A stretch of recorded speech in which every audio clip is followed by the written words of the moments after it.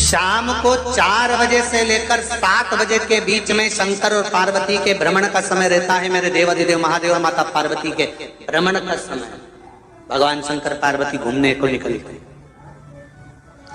इसलिए हमारा सनातन धर्म कहता है शाम के समय पर माताओं को झाड़ू नहीं लगाना चाहिए, शाम के समय पर माताओं को चूड़ी बिछिया नहीं बदलना चाहिए, शाम के समय पर माताओं को मांग में सिंदूरा नहीं भरना चाहिए, शाम के समय पर माताओं को बाल नहीं बांधना चाहिए, शाम के समय पर माताओं को चौखट पर नहीं बैठना चाहिए। उसका कारण क्या है? क्योंकि पार्वती जी ने भगवान भोलेनाथ जी से कहा था कि तुम मुझे रोज शाम के समय प्रदोष काल में भ्रमण के लिए लेकर जाते हो, मेरे लिए आज्ञा क्या है? शंकर भगवान ने कहा सुनो पार्वती, मंदिर के अंदर नंदी रहता है, जाने वाला यात्री जब मंदिर में मेरा दर्शन करने आता है तो नंदी के कानों में कहकर जाता है कि शिव जी को मेरे यहाँ लेकर आना।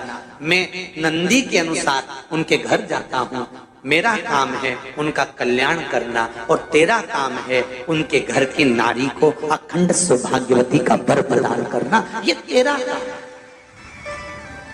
तब पार्वती माता ने कहा अखंड सौभाग्यवती होने का वर मैं तो दे दूंगी, पर उस समय पर माताएं चूड़ी बदल रही होगी, हाथ से चूड़ी निकाल रही होगी तो मैं वर कैसे दे सकती हूँ? मांग भर रही होगी तो मैं वर कैसे दे सकती हूँ? उस समय पर चूड़ी बिछिया बदला जा रहा होगा तो मैं वर कैसे दे सकती हूँ? उस समय पर झाड़ू लग रही होगी तो मैं लक्ष्मी को वहां कैसे भेज सकती हूँ? आप बताओ। तो शंकर भगवान ने कहा प्रदोष का समय एक ऐसा समय होता है, शाम का समय ऐसा होता है जिस समय पर केवल शंकर और पार्वती की आराधना का समय होता है।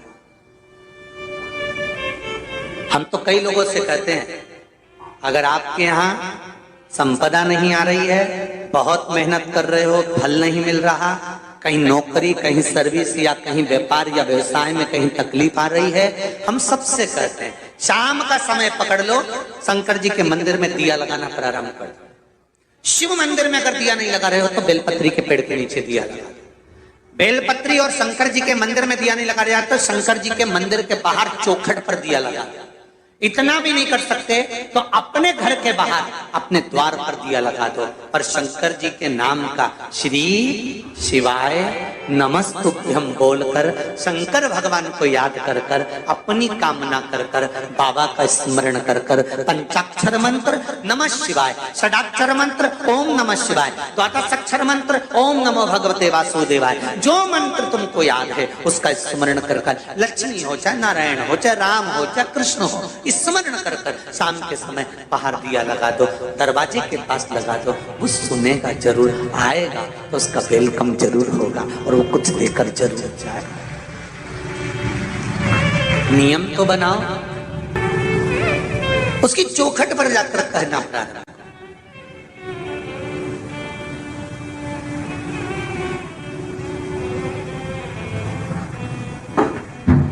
बृहस्पति महाराज ने कहा कि शाम का समय जो प्रदोष का समय होता है उस समय पर इंद्रदेव तुम शंकर जी की आराधना करो। शिव आराधना से शंकर जी जो मार्ग प्रशस्त करेंगे, शिव आराधना से जो शंकर जी कहेंगे वो तुम करना, ठीक है? आराधना करी बाबा भोलेनाथ जी।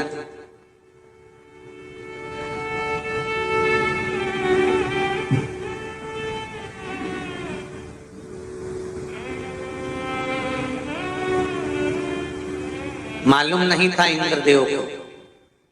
बृहस्पति महाराज ने प्रदोष की महत्वता समझाई तो प्रदोष का समय जानकर शंकर जी पर 7 बेलपत्र प्रदोष के दिन इंद्र ने समर्पित कर दी बिना सोचे।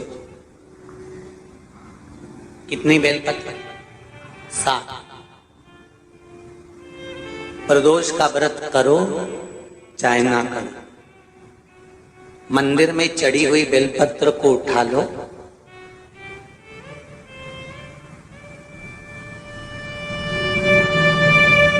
बेलपत्र का ब्रह्म कमल बना लो,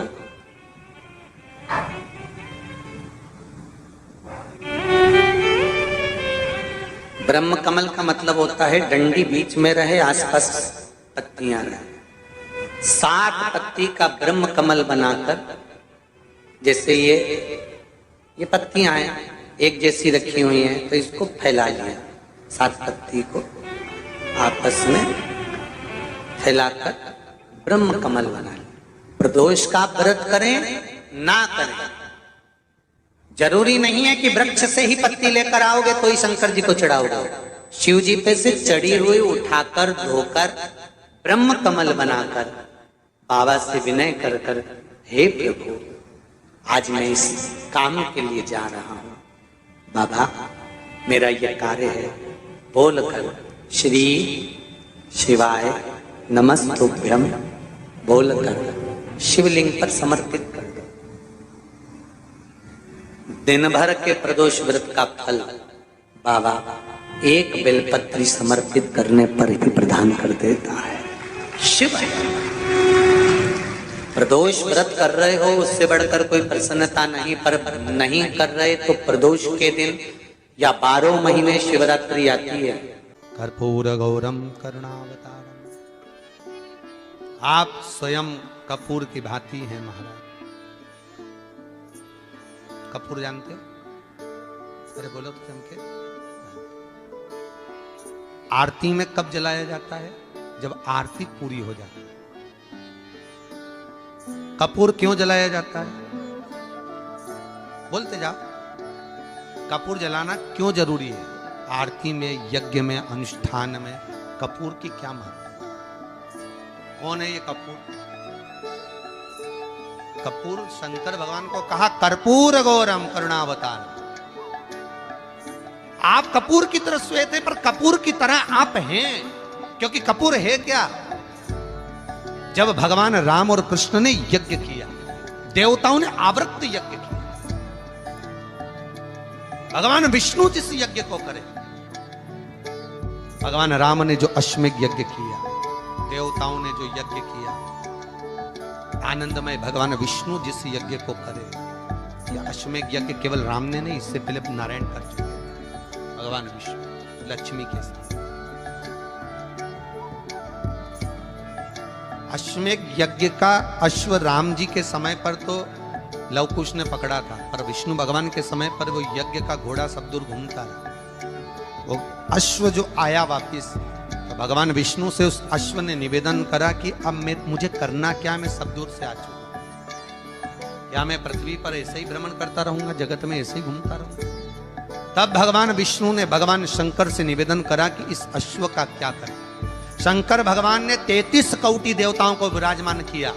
शंकर अपने अंदर 33 कोटि देवताओं को बिठाकर, तब भगवान शंकर ने हाथ में गंगा का जल लेकर उस अश्व पर छोड़ा, तो उसको कपूर बना दिया। कपूर बनाकर उसको यज्ञ में समर्पित कर दिया।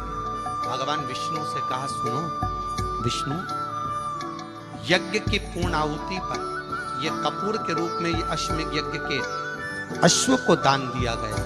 अर्थात पृथ्वी पर मनुष्य यदि अपने घर में आरती पूजन में कपूर को प्रज्वलित करेगा तो उसको 1000 अश्वमेध यज्ञ का फल उसी समय पर प्राप्त हो जाएगा। इसलिए हर आरती के पूजन के बाद कपूर का टुकड़ा जलाया। कपूर की बड़ी महत्वता है हमारी। यदि घर में क्लेश मचा हुआ है, बहुत अशांति है, बहुत ज्यादा क्लेश है, बहुत ज्यादा क्लेश, तो कपूर के 4 टुकड़े कर लीजिए और 4 टुकड़े कर कर चारों दिशा में घर में रख दीजिए। कितना भी झगड़ा चल रहा होगा, कितना भी क्लेश मचा होगा, शांति हो जाएगी, अपने आप शांति हो जाएगी 5 या 7 मिनट के।